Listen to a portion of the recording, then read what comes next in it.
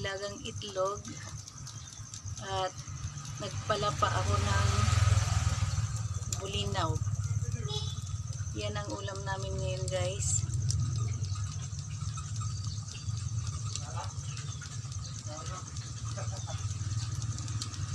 Brown out kasi kaya hindi ako makaluto sa loob. Kaya dito ko sa labas.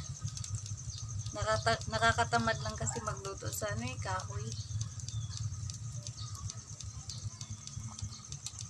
Malapit na siyang maluto.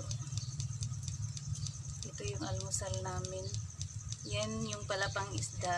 Ano yan? Lutong Maranaw.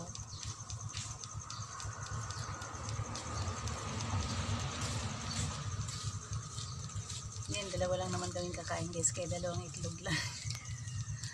Kain tayo, guys. Luto na siguro ito. Good morning. Happy Thursday.